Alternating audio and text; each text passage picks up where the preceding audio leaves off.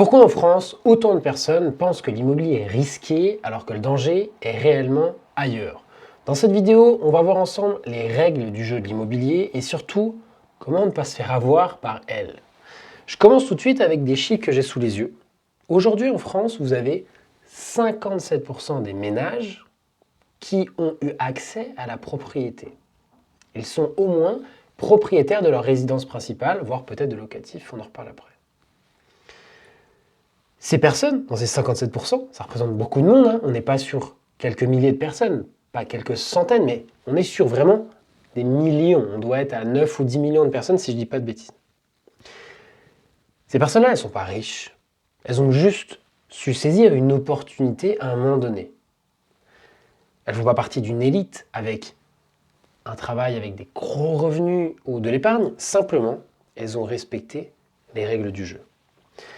Avant justement qu'on parle du vrai danger de l'immobilier, on va se concentrer sur les règles du jeu, comment est-ce qu'elles sont écrites, comment est-ce qu'elles sont dictées, et comment est-ce que nous, on peut s'adapter à ça, pour ne pas se faire avoir. L'essentiel à comprendre, c'est la création monétaire. Comment ça fonctionne? Vous avez en deux étapes. Premier, c'est les banques centrales. Donc c'est une institution. En Europe, on a les banques centrales européennes. Aux États-Unis, ça s'appelle la Fed. À quoi sert la banque centrale? Eh bien, à dicter des règles.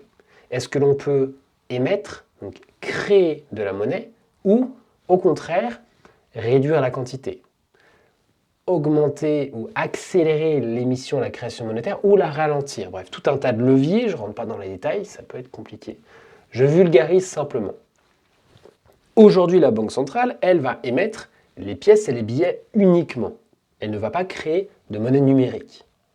C'est par l'intermédiaire des banques commerciales avec lesquelles nous, on va se retrouver clients, partenaires, suivant comment est-ce qu'on fonctionne. Vous pouvez donc souscrire des crédits à la consommation, une télé, une voiture par exemple, ou éventuellement des crédits immobiliers. Et c'est à ce moment précis, en fait, que vous, avec votre partenaire bancaire, vous allez pouvoir accéder à la création monétaire. Et j'insiste sur le fait de la création monétaire parce que avant que vous souscriviez le crédit, l'argent, il n'existe pas. Ce n'est pas de l'argent qu'on prend à quelqu'un et qu'on vous donne, non. L'argent n'existe pas, on va l'imprimer directement sur votre compte, donc c'est de l'argent 100% numérique. Il est affiché sur votre ordinateur, sur votre téléphone, voilà. Et il est différent des pièces et des billets. Une fois qu'on a bien compris ces deux acteurs, on voit que nous, en tant que particuliers, grâce à ces institutions, on peut profiter d'un mécanisme, d'un effet de levier, donc de la création monétaire, pour, je le dis entre guillemets, s'enrichir. J'aime pas réellement ce terme, mais en tout cas, profiter d'un avantage que d'autres, par exemple les 42%, n'ont pas souhaité prendre en compte. Je continue. Certains ont très bien compris ce mécanisme, et j'ai un autre chiffre, vous allez voir, il est bluffant, voire choquant.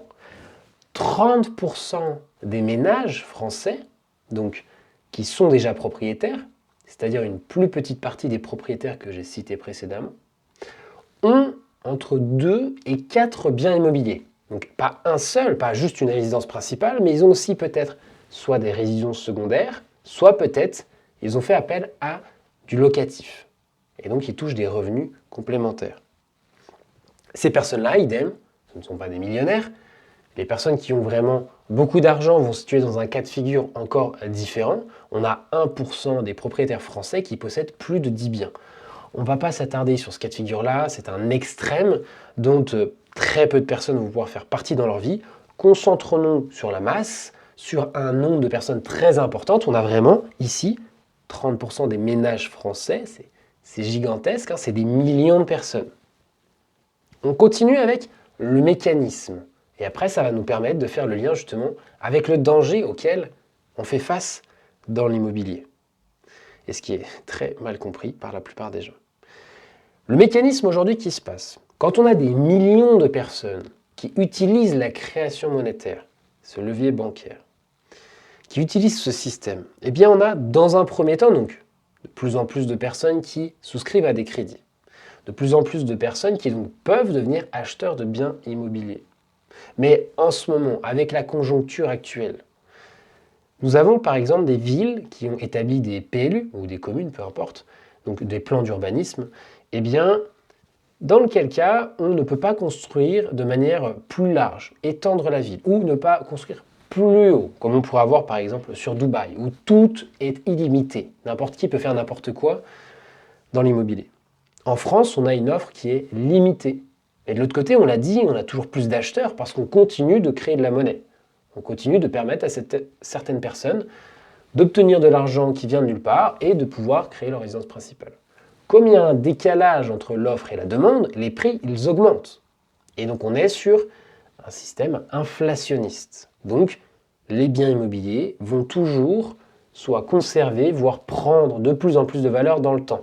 Normalement, vous avez des exemples dans votre entourage, dans votre famille, des gens qui possèdent des biens depuis 10 ou 20 ans. Vous voyez bien où est-ce qu'ils en sont aujourd'hui.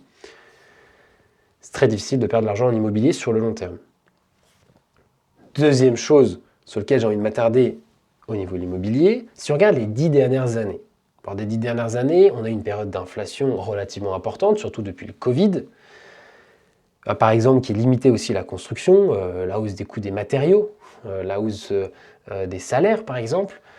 Ça fait qu'il est plus difficile de construire des biens immobiliers. Donc, depuis 10 ans, l'inflation augmente, les salaires aussi, ils augmentent. Donc, les salaires, ils ont augmenté le SMIC de 25%. Les salaires supérieurs au SMIC ont évolué un petit peu moins vite. Donc, je vais rester sur 25% pour simplifier, comme c'était le SMIC, mais vous avez compris que c'est un petit peu moins. À côté de ça, vous avez les loyers qui sont perçus par les propriétaires immobiliers, donc ceux qui ont 2, 3, 4 biens, et ceux qui en ont beaucoup plus évidemment. Eux ont vu leur loyer augmenter de 30%, et c'est-à-dire de manière plus rapide que leur salaire, que les salaires de tous les Français. Donc, il y a quand même quelque chose qui est assez particulier. D'un côté, vous mettez de l'énergie dans votre travail, vous travaillez 35 heures par semaine à la sueur de votre front. Oui, votre salaire augmente un petit peu, mais il a quand même tendance à stagner face à l'inflation.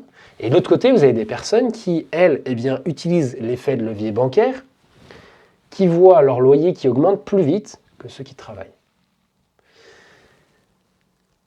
Aujourd'hui, j'ai envie de vous dire, dans quel camp est-ce que vous avez envie de être, d'une certaine manière. Moi, je sais très bien où est-ce que je me situe aujourd'hui. Je sais très bien ce que j'ai à faire avec mon argent par rapport à ces chiffres que j'ai sous les yeux. Je vous pose une deuxième question. Est-ce acceptable pour vous de voir votre pouvoir d'achat qui a tendance du coup à diminuer parce que l'inflation fait augmenter les prix de tout, pas que de l'immobilier, mais aussi de l'essence, de votre voiture, des prochains produits, de vos vacances et ainsi de suite. En plus, ça se passe de manière... on est un petit peu prisonnier face à ça, face à ces règles du jeu, parce qu'elles sont émises par des institutions, et nous, on ne peut pas changer ces règles à titre individuel, donc on ne peut rien faire face à cette inflation. De l'autre côté, on a dit que nos revenus stagnent, ils évoluent peu. Est-ce que pour vous, c'est acceptable? Et est-ce que là, on n'est pas en fait face à un réel danger? Et c'est pour moi ici tout l'objet de la vidéo. Pour moi, le danger en immobilier, c'est quoi? C'est de ne pas comprendre en fait ces mécanismes. De ne pas comprendre les règles du jeu qui sont dictées par des personnes. Et donc, est-ce qu'on veut faire le choix d'aller dans l'immobilier ou de rester dans le non-choix, dans l'inaction? Et pour moi, c'est là qu'est le danger, d'être inactif. Prenons un exemple. Vous êtes quelqu'un qui a une situation qui est stable, vous avez des revenus, du travail, un CDI, vous avez une bonne gestion budgétaire, et donc vous mettez de l'argent de côté tous les mois, vous avez une épargne qui continue de croître.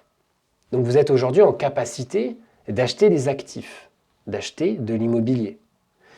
Et dans le temps, comme on l'a vu précédemment, cet actif va prendre de la valeur et va dépasser largement la valeur de votre épargne actuelle. Je ne vous parle pas de devenir millionnaire, simplement de conserver, voire de dépasser la valeur actuelle. Alors qu'à l'inverse, si vous ne faites rien et que vous êtes dans l'inaction, votre épargne se fait détruire par l'inflation. Et je pèse ce mot « détruire », même s'il est un petit peu violent, je le comprends. Imaginez-vous dans un monde où vous faites le choix de faire de l'immobilier et dans quelques années, vous récoltez vos fruits, vous avez quelques dizaines de milliers d'euros supplémentaires, voire peut-être une centaine ou plusieurs centaines de milliers d'euros suivant votre capacité d'investissement. avec le bien possédé, donc ce patrimoine que vous avez créé. Peut-être vous allez pouvoir le transmettre à vos enfants. Vous allez continuer d'établir cette stabilité financière en ayant des revenus complémentaires grâce au loyer. Peut-être en vous créant une retraite. Le jour où vous n'avez plus de crédit, les loyers ils sont directement dans votre poche. C'est là la puissance de l'immobilier. Par contre, avant de se lancer, on va dire, tête baissée, et de faire face à certaines problématiques, je vous invite à prendre du recul sur la situation. Cette vidéo est déjà assez longue et je ne vais pas m'étendre. Je vous propose justement de regarder une autre et l'idée c'est d'aller regarder quelle est la problématique que va rencontrer 90% des débutants. Ils font une erreur qui est commune à tout le monde avant de se lancer et de passer à l'action. Donc je vous invite à cliquer sur le lien qui est dans la description. C'est une vidéo qui est 100% gratuite, hébergée sur YouTube, comme d'habitude. Et si ça vous intéresse, vous abonnez à la chaîne pour voir les prochaines. C'était Valentin, à bientôt. Ciao.